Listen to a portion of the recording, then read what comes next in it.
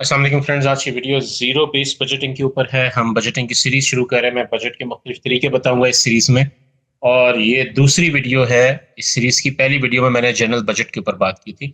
आज हम बात करेंगे जीरो बेस्ड बजटिंग के ऊपर। ये एक बजटिंग का तरीका है। तो चलिए शुरू करते हैं। ये है फाइनेंस बाय बुक्स ब्रैकेट। इस चैनल को आप सब्सक्राइब करें ताकि आपको ऐसी वीडियोस बार बार मिलती रहें। जीरो बेस्ड बजटिंग एक बजटिंग का तरीका है। ये मेरा ब्लॉग है, मैं ब्लॉग से आपको दिखा रहा हूँ। इसके ऊपर पोस्ट भी मेरी मौजूद है।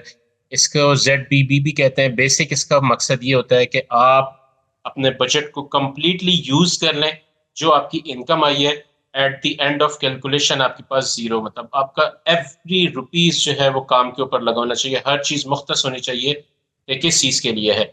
इसके फायदा क्या है कि ये एक बड़े ही कम्प्रिहेंसिव किस्म का बजट है। आप इसके अंदर पहले ही डिसाइड कर लेते हैं कि मैंने इतने रुपए आए हैं, मैंने इसको कहाँ कहाँ खर्च करना है और किस मकसद के लिए है और कहाँ गए, तो आपके लिए आसानी होती है। मैं आपको एक्सेल शीट से समझाता हूँ। दोस्तों, ये टेम्पलेट है। टेम्पलेट ऐसी फाइल को कहते हैं जिसके अंदर आप सिर्फ चीज़ें इनपुट करें, सारी चीज़ें ऑटोमेटिकली सेट होती हैं, आपको मेहनत नहीं करनी पड़ती। ये टेम्पलेट का लिंक मैं वेब डिस्क्रिप्शन में भी लिखा हुआ है, आप वहां से चेक कर सकते हैं। पहला कॉलम जो है बजट का। बजट ऐसी चीज, इसमें आपने वो चीजें लिखनी है जो कि आपकी एक्सपेक्टेड है। फॉर एग्जांपल, एक सैलरी है जैसे आप जो आपकी मेजर सैलरी है 55,000 आती है, और दूसरी सैलरी किसी और जगह भी काम करते हैं, ओवर टाइम करते हैं, वहां से 15,000 आती है। ये आपकी एक्सपेक्टेड है। और एक्चुअल के अंदर आप लिख रहे हैं जो एक्चुअल में आई। फॉर एग्जाम्पल, जो सैलरी वन थी वो किसी वजह से थोड़ी आई, आपने एक छुट्टी की थी जिसकी रिडक्शन हो गई, और 50,000 आपकी सैलरी आई। तो ये आपका टोटल बन गया। अब आपने बजट किस तरह से करना है? बजट करना है कि आपने महीने के शुरू में लिख लेना है कि मेरी कितनी जो है वो खर्चा होना है। फॉर एग्जाम्पल, आप 5,000 कहते हैं सदका में देते हैं या गिविंग करते हैं, 10,000 आप सेविंग में देते हैं, और रिटायरमेंट के लिए आपको कुछ ना कुछ रखना चाहिए। रिटायरमेंट के लिए फॉर एग्जांपल आप 5,000 हर महीने रखते हैं। ये एक बड़ा एक अच्छी प्रैक्टिस है कि आप अपनी रिटायरमेंट के लिए कुछ ना कुछ पैसा रखते जाएं, ताकि और इसको किसी रिटायरमेंट फंड में रखें ताकि आपको एट द एंड फायदा हो। रिटायरमेंट फंड के ऊपर मेरी और भी वीडियोस हैं, आप उधर से देख सकते हैं रिटायरमेंट फंड किस तरीके से काम आ सकता है। होम मॉर्गेज के लिए आपका नहीं है, होम इंश्योरेंस नहीं है। फोन के ऊपर आपका हर महीने 1,200 रुपया खर्च होता है, और जिसके अंदर आपका टेलीफोन का बिल आता है। इलेक्ट्रिसिटी आप 10,000 में खर्च करते हैं। आजकल तो 10,000 भी बहुत कम बता रहा हूँ मैं, जिस तरह से सिस्टम लगा हुआ है। गैस का बिल आप 3,000 पे करते हैं, और इंटरनेट का भी आप 3,000 पे करते हैं।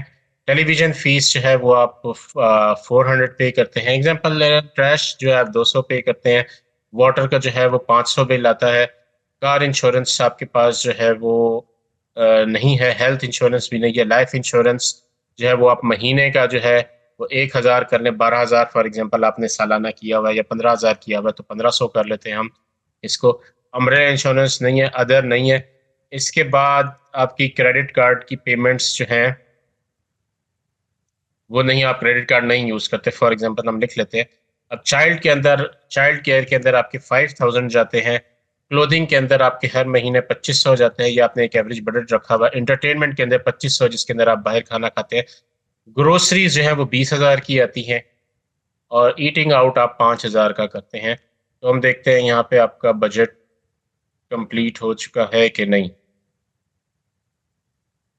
ये देखें, टोटल बजटेड एक्सपेंसेस अभी आपके पास 2,700 पड़ा हुआ है, जिसके अंदर आप उनको कह सकते हैं कि कहीं पे आप लगा सकते हैं। फॉर एग्जांपल, जॉब एक्सपेंस जो हैं वो आपके 2,000 आते हैं, और यहाँ से टॉयलेटरीज वगैरह आप 200 की करते हैं पर मंथ एवरेज। तो और यहाँ से व्हीकल मेंटेनेंस, आपके पास बाइक है, आप उसके 500 रुपया महीने का रख लें जिसके ऊपर आप खर्च करते हैं। तो ये आपकी टोटल इनकम जो है यहाँ पे आएगी। मैंने बड़े ही कम उसमें किया है। तो ये देखें, आपने अपने महीने के स्टार्ट में ही देख लिया कि आपके कौन कौन से खर्चे हैं, उनको कैसे सर्च करना। तो आपका टोटल जो है बजट बैलेंस जीरो आ गया। यहाँ पे आप एक्चुअल लिखेंगे। आप कहते हैं कि चलो, गिविंग में आपने 5,000 चुन के देना था वो दे दिया, और सेविंग में आपने 10,000 रख दिया, और रिटायरमेंट में आपने 5,000 रख दिया।